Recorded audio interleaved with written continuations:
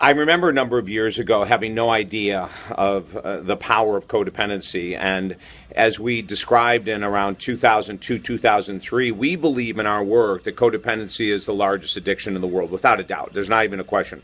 As a matter of fact, every addict falls into the world of codependency. So we have codependency in relationships, which I'm going to talk a little bit about today. And then we have codependency with substances and behaviors and all these other things. But I was the most raging codependent that anyone could ever believe. And there's a lot of people right now watching this, people that I work with that have no idea that their main issue in life is codependency, and that until they clear that up, there's not going to be any success regarding money, relationships, removing addictions, whatever it might be. So the very first thing that I want to say is that in my discovering of my own codependency, we had to come up with what is the definition? Like, what does it mean? Codependents are incredibly sensitive people. That's an upside, right? There's a yin and a yang to everything, though, is that so our sensitivity gets us in big trouble.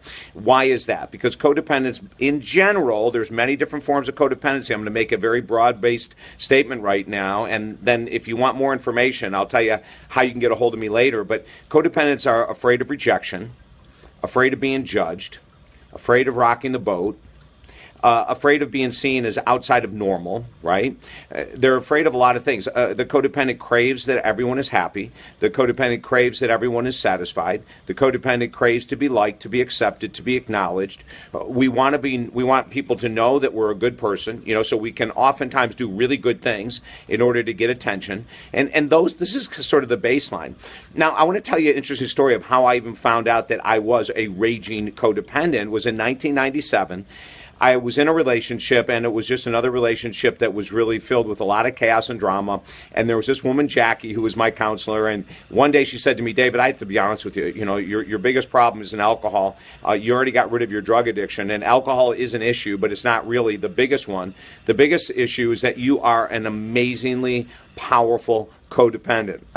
And I remember her saying, what do you mean an amazingly powerful codependent? Because powerful seems to think like it's a good thing. She said, no. She goes, powerful in the fact that it's running your life. And she was right. A lot of the work that I was doing it because it gave me validation. And as long as my income was increasing and my scope was increasing and my reach was increasing, I was happy. But the minute it started to go backwards, and maybe one year I didn't make the money I normally used to make, or one year I didn't get as many booking gigs as I wanted to as a speaker, oh my Lord, it was just the end of the world. I became overly sensitive. I took everything extremely personal. In my relationships, if I was a woman and I wanted something, I wanted her to read my mind. Like, I was so afraid of saying, hey, you know what, I'd love to have more sex with you because of the potential of rejection or the potential of abandonment or the potential of judgment, right? So I didn't say anything. And in a couple cases, what does that mean if you're not getting your needs met? What do you do? Well, the average person, if you're codependent, you'll go outside of the relationship to get your needs met, which is what I did early on in my dating world. If I wasn't getting something I needed, instead of asking for it, because that could set me up to not get it and to be rejected, I would just go get it from somewhere else, whether it was emotional connection I needed with someone or a physical connection. So in 1997, this counselor is looking at me going, I love you so much, but I got to be honest with you. You are just a raging codependent. You are so afraid of rocking boats. You're afraid of controversy. You're afraid of conflict. You're afraid of deep, meaningful conversation with your partner, and that's what's creating a lot of the conflict between you guys. And guess what, David? She's the same. You guys are sweeping issues underneath the rug. You're not dealing with reality. Your needs aren't getting met. Her needs aren't getting met. But instead of sitting down and talking about it, you're so fearful of what might happen. You don't think of that good things could happen, David. You're so fearful of what might happen that are not good things that you're avoiding reality. Isn't that interesting? So codependents avoid reality so as not to rock the boat. We walk on eggshells. We expect our partners and our business partners, lovers, whatever it might be, to read our minds. This is just classic codependent behavior. Now, what happened? How did we shatter it? Well, the very first thing she taught me was how to ask for what I want, how to have an opinion without being arrogant, but how to have an opinion and how to talk to people about getting my needs met, and then reverse it, how to ask people how I can meet their needs. So whether we're talking about intimate relationships or we're talking about business relationships, it was really about learning how to converse. And David, you're not going to get what you want. Just because you ask someone that you want A, B, C, D, E in your relationships doesn't mean you're going to get it, but you need to ask.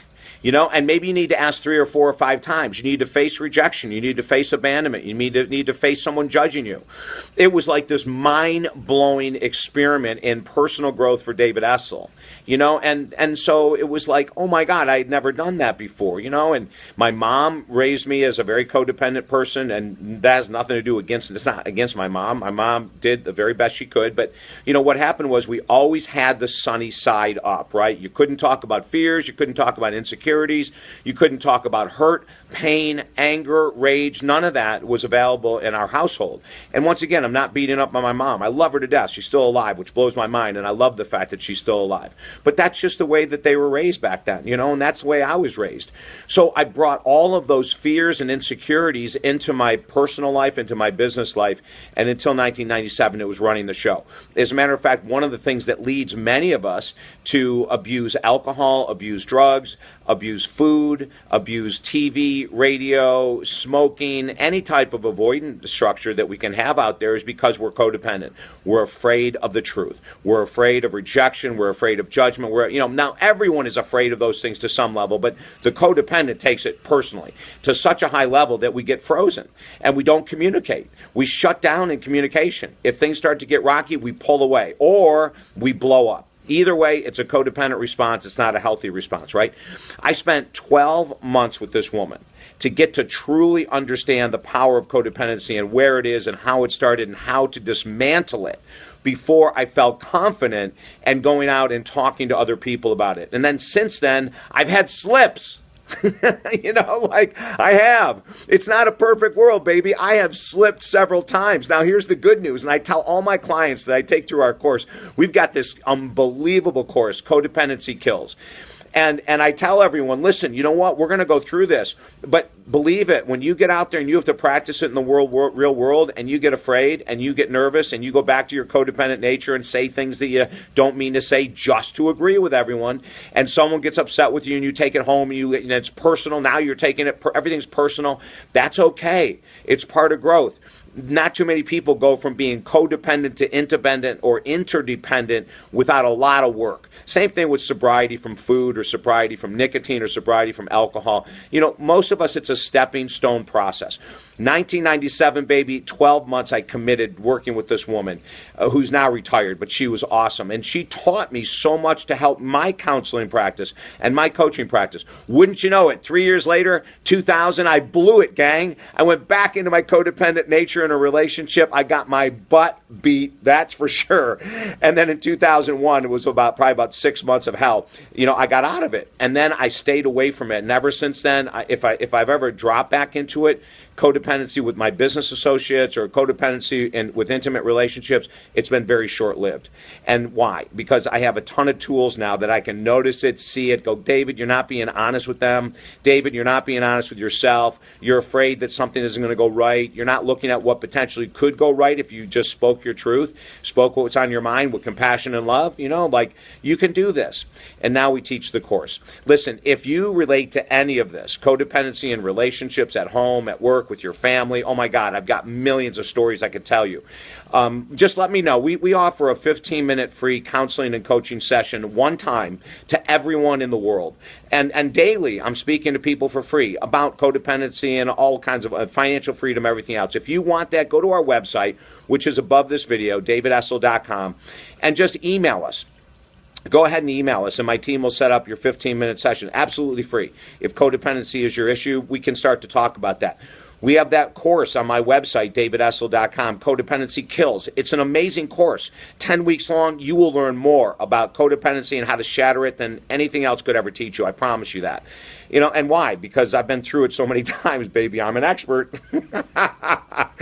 And then also, don't forget to get chapter 1 of our #1 best-selling book for free on positive thinking at davidessel.com, okay? My goal for you is to achieve everything you want, and you can't do it if you're living in codependency. I will guarantee it. You just can't live the life you want if this is part of it. But the great news is anyone can shatter it who really wants to.